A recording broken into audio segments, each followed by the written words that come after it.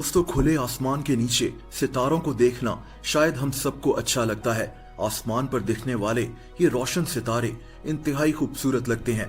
लेकिन क्या आपने कभी सोचा है कि स्टार्स बनते कैसे हैं? ये सितारे अंदर से कैसे दिखते हैं? इस वीडियो में मैं आपको अल्लाह ताला की इस हैरत अंगेज तख्लीक के मुतालिक बताऊंगा। दोस्तों, बहुत से लोग शायद समझते हैं कि एक सितारा कोई सॉलिड सी चीज होता है जो चमक रहा होता है, लेकिन ऐसा है नहीं। सितारे दरअसल गैस के बने हुए होते हैं। हमारी गैलेक्सी के अंदर बहुत ज्यादा गैस और डस्ट मौजूद है। इस गैस का 70% से ज्यादा हिस्सा हाइड्रोजन गैस है और दरअसल इसी हाइड्रोजन गैस से सितारे बनते हैं।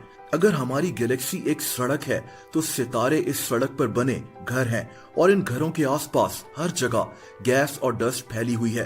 दोस्तों, अब हमारी गैलेक्सी के अंदर कितने सितारे मौजूद हैं ये बताना तो नामुमकिन है, लेकिन साइंटिस्ट के मुताबिक इनकी तादाद 200 अरब से भी ज्यादा है।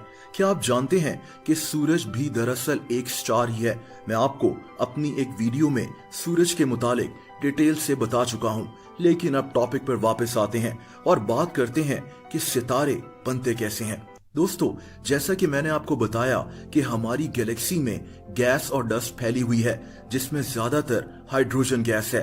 एक सितारे को बनाने के लिए हाइड्रोजन गैस और ग्रेविटी की जरूरत होती है। गैलेक्सी में गैस और डस्ट के बड़े बड़े बादल मौजूद होते हैं जिन्हें हम नेबुला कहते हैं। अब होता यह है कि ग्रेविटी इन बादलों को खींचकर इकट्ठा करती है और यहीं से एक सितारा बनना शुरू हो जाता है। ये गैस और डस्ट के बादल इकट्ठे होते हैं तो इनका टेम्परेचर बढ़ना शुरू हो जाता है, यानी ये गर्म होना शुरू हो जाते हैं।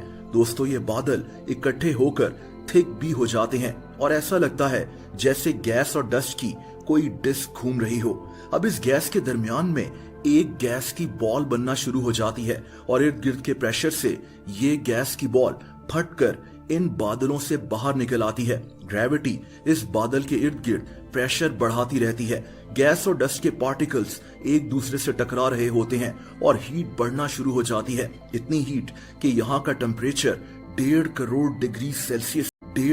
डिग्री सेल्सियस तक पहुंच जाता है। अब यहाँ एक प्रोसेस शुरू होता है जिसे न्यूक्लियर फ्यूजन कहते हैं। इसमें हाइड्रोजन गैस हीलियम में कन्वर्ट हो रही होती है और दोस्तों, अब दरअसल एक सितारा यानी स्टार बन जाता है। इतनी हीट की वजह से इससे बहुत ज्यादा एनर्जी भी रिलीज हो रही होती है जिसकी वजह से ये स्टार गर्म और चमकता रहता है।